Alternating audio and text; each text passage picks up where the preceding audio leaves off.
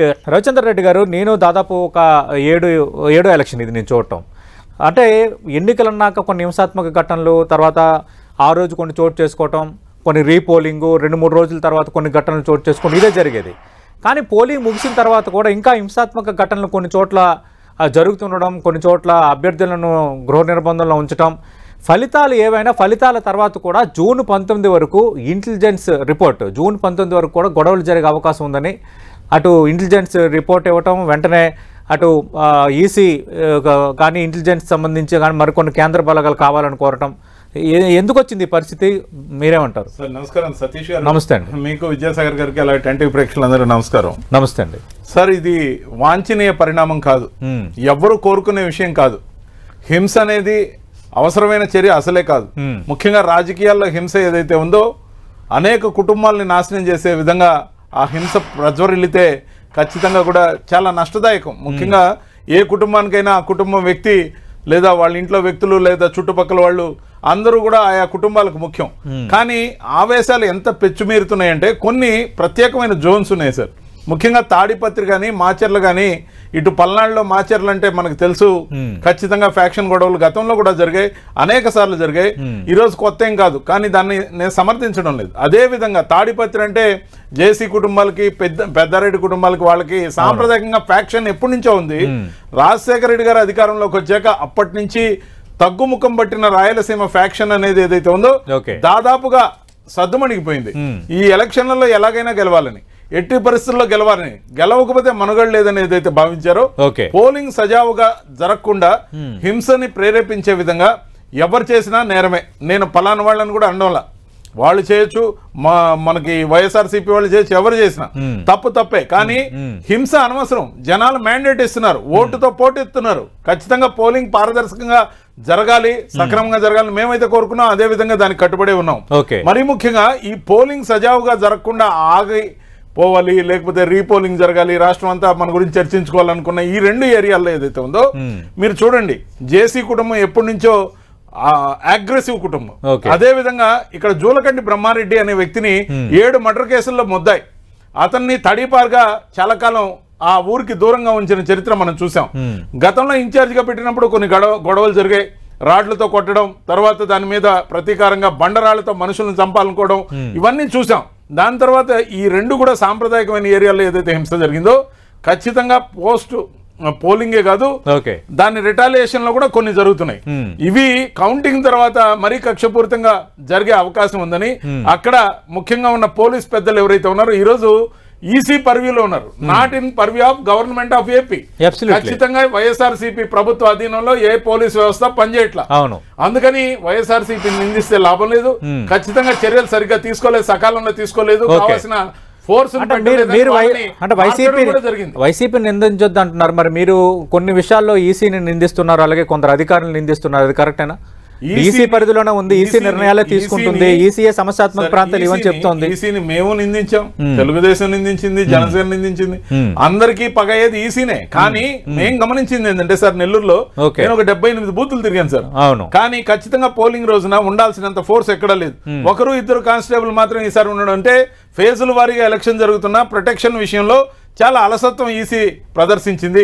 నెల్లూరు లాంటి ప్రాంతాలు సమస్యాత్మకం కాదు కాబట్టి సరిపోతాయి. కానీ అలాంటి దగ్గర పారామిలిటరీయో సిఆర్పిఎఫ్ ఎవరినైనా ఎక్కువ స్థాయిలో ముఖ్యంగా సమస్యాత్మకమైన జోన్లు కొన్ని గుర్తిస్తారు సార్, రెడ్ గ్రీన్ ఆ విధంగా వాళ్ళు ఏదైతే వేసుకుంటారో ఖచ్చితంగా సమస్యాత్మకమైన ప్రాంతాల్లో ఎక్కువ మందిని పోలీసులను పెడతారు. అందులో ఒకే దశలో జరుగుతున్న ఈ పోలింగ్ ఏదైతే ఉందో ఈ ప్రాంతాల్లో మరింత పోలీస్ ఫోర్స్ ని ముందు జాగ్రత్తగా కొంతమందిని అరెస్ట్ కూడా చేసి ఉంటే ఇంకా బాగుండేదని నా ఉద్దేశం.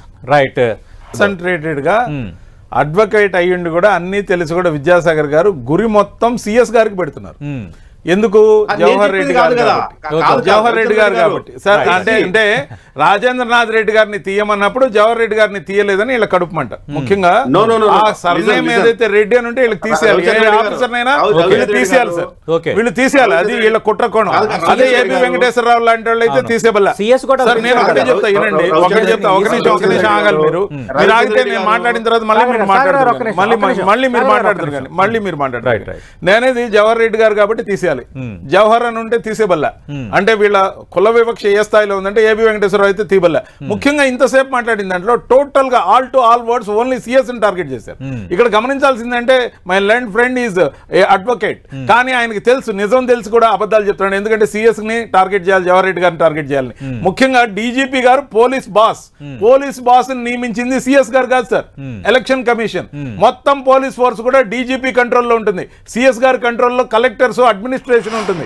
అది కూడా తెలియకుండా తెలిసినా తెలియనట్టు మీరు ఏదైతే యాక్ట్ చేస్తున్నారో ఇది నిష్పాక్షికమైన చర్చ కాదు, కులంతో కూడిన చర్చ, కులంతో కూడిన వివక్ష. ఇప్పటికైనా మానుకోండి, ఇప్పటికైనా మానుకోండి, అయిపోయింది. 4వ తేదీ రిజల్ట్ రాబోతుంది, సంధికాలం, ఏం ప్రయోజనం?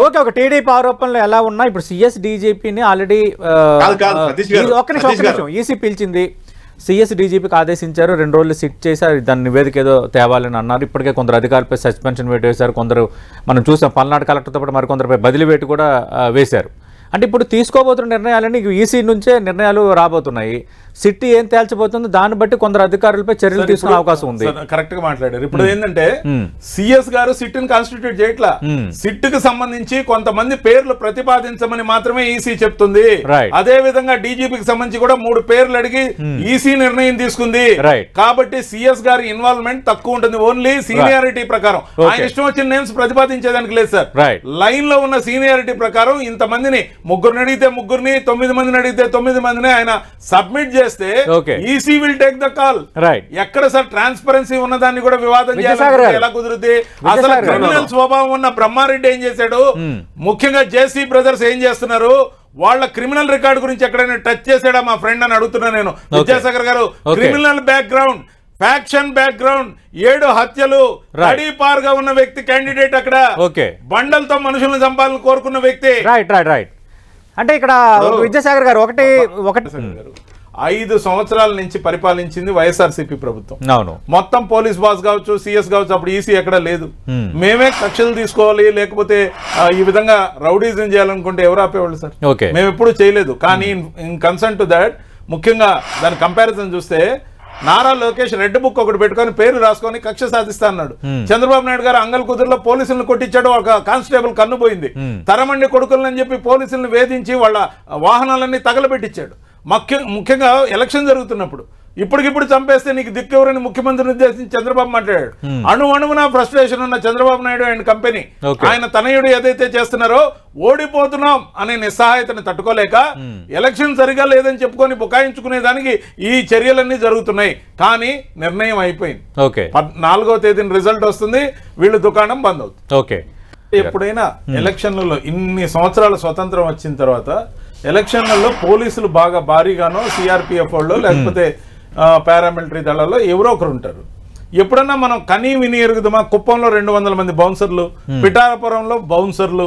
ఈ బౌన్సర్ల సంస్కృతి ఎందుకు తెచ్చారు మాకు అర్థం కాదు. 200 మంది బౌన్సర్లు తేపడి, ముఖ్యంగా చెన్నై నుంచి చంద్రబాబు నాయుడు గారు బౌన్సర్లు తెచ్చుకోవడం అంటే దారుణమైన వ్యవహారంతో పాటు దాడులకు ప్రోత్సహించడానికి, ముఖ్యంగా ఆ ఏరియాలో అంతకుముందు పోలీసులను రెచ్చగొట్టి వాళ్ళని దెబ్బకొట్టాడు కాబట్టి చంద్రబాబు నాయుడు గారు భయం ఏర్పడింది. అంటే గతంలో తాము పోలీసుల మీద వ్యవహరించిన తీరుతో తమ వాళ్ళకి రక్షణ కల్పించడం కోసమా, లేకపోతే ఎదురుదాడులు చేయడానికి కిరాయి ఇచ్చి మరి బౌన్సర్లు తెచ్చుకుంటే పోలీసులు ఎలా అలౌ చేస్తారు సార్? అంటే డ్రెస్సులు వేసుకొని వాళ్ళు ప్యారలల్ పోలీస్ వ్యవస్థ అదేమన్నా? అంతేకాదు సార్, ముఖ్యంగా ఒక మాట చెప్తున్నా, మీరు మరో 15 రోజుల పాటు ఏదైతే జరుగుతుంది, హింస జరుగుతుంది, ఇవన్నీ ఆందోళన ఎక్స్పెక్ట్ చేస్తున్నారు. అలాంటి వాటికి అవకాశమేం ఉండదు. 4వ తేదీన రిజల్ట్ వస్తుంది. వైజాగ్ లో 9వ తేదీన జగన్మోహన్ రెడ్డి గారు ప్రమాణ స్వీకారం చేస్తారు. 2 రోజుల్లో కాదు, 24 గంటల లోపల ఎక్కడా హింస జరగకుండా పూర్తిగా అదివేయడం ఖాయం. ఎట్టి పరిస్థితుల్లో చట్ట భద్రతల్ని కాపాడే సామర్థ్యం మాకుంది. అందుకే ఎటువంటి గొడవలు జరగకుండా మేము చూసుకోగలం. రైట్. విద్యాసాగర్ గారు జూన్ 4 తర్వాత 15 రోజుల పాటు, అంటే జూన్ 19 వరకు ఇంకా అల్లర్లు కొనసాగుతాయని ఇంటెలిజెన్స్ రిపోర్ట్ కరెక్ట్ కాదు. జూన్ 4న ఫలితాలు రాబోతున్నాయి. జూన్ 9న ముఖ్యమంత్రిగా మరోసారి ప్రమాణ స్వీకారం చేయబోతున్నారు. శాంతి భద్రతలను ఏ స్థాయిలో కంట్రోల్ చేయాలో మాకు తెలుసు అంటున్నారు రవిచంద్ర రెడ్డి గారు. రవిచంద్ర గారు పగటి కళలు అంటున్నారు, తప్పేం లేదు, నిద్ర పట్టదు అంతే, కళలు అంటూనే ఉండాలి పాపం. రావట్లేదు కదా అన్నలాంటి వాడు. నేను అంతకంటే ఎక్కువ కామెంట్ చాలా మంది ప్రజలకి ఏం జరుగుతుందో ఏం జరగదో ముఖ్యమంత్రి ప్రకటన తర్వాత మళ్ళీ కొత్త మా ప్రాంతం మా ప్రాంతం ఒకటి సామెత చెప్తున్నా, పగటికలు నిద్రకు పనికి చేయటం, రాత్రికలు నిద్రకు చేయటం అని కళలు కనియండి. 9వ తారీఖు విశాఖపట్నం అని చెప్పేసి కళ్ళు కనియండి. క్లియర్ గా తెలుసు విద్యాసాగర్ గారు, మీకు కళ్ళ కూడా గెలుపు సాధ్యం కాదని తెలుసు కాబట్టి కళ్ళలు కన్నా తెలుస్తోంది.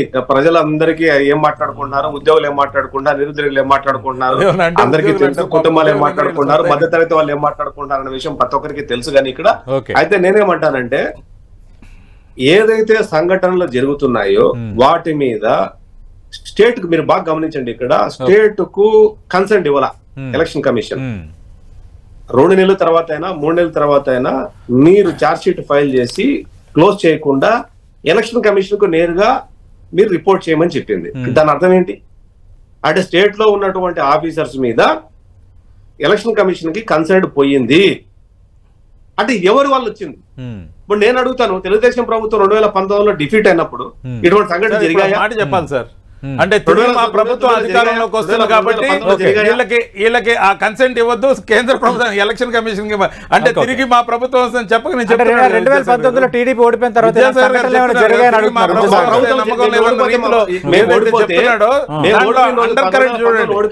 ఆయన ఒక చిన్న సంఘటన జరిగిందా?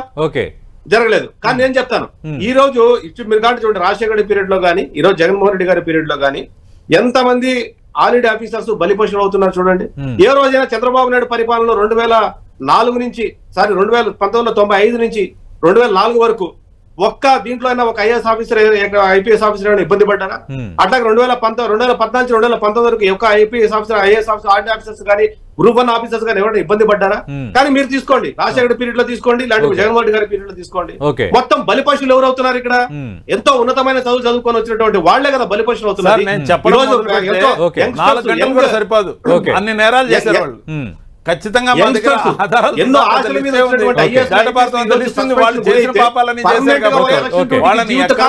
పెట్టారు సార్ జనం. జీవితకాలం పర్మనెంట్ గా చేయలేదు. వాళ్ళ కళలు కూడా రావడం ఆగిపోయింది. ఎందుకంటే కళ కనీసం కాసేపు ఆనందం వచ్చేది, కాబట్టి కళలు కూడా ఆగిపోయింది. చంద్రబాబు నాయుడు గారు రిటైర్మెంట్ కి దగ్గరగా దౌర్భాగ్యమైన పరిస్థితి ఎవరి పీరియడ్ లో వస్తుంది. ఆ రోజు రాజశేఖర పీరియడ్ లో, ఈ రోజు మళ్ళీ జగన్మోహన్ రెడ్డి పీరియడ్ లోనే. అంటే వ్యవస్థలు ఎవరు ఎంత వాడుకుంటున్నారు, ఎంత స్పీచ్ చేస్తున్నారు, ఎంత అమరావతిలో భూములన్నీ కట్టబెట్టి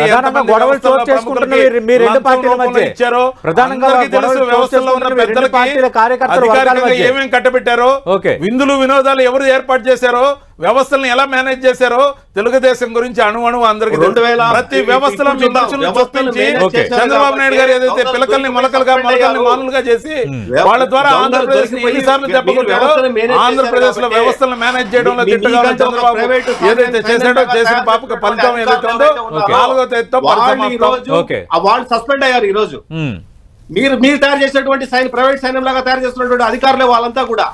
కాబట్టి వాళ్ళు ఎలక్షన్ కమిషన్ వాళ్ళు సస్పెండ్ చేసింది. మీరు చెప్పండి, ఒక్క స్మాల్ ఇన్సిడెంట్ చెప్పండి, చంద్రబాబు నాయుడు గారి పీరియడ్ లో ఒక్క ప్రోటోకాల్ ఆఫీసర్ ఎవరైనా సస్పెండ్ అయ్యారా? ఏ రీజన్ మీద సరే 2019 నుంచి 2024 వరకు ఈ రోజు వరకు ఉన్నారు కదా.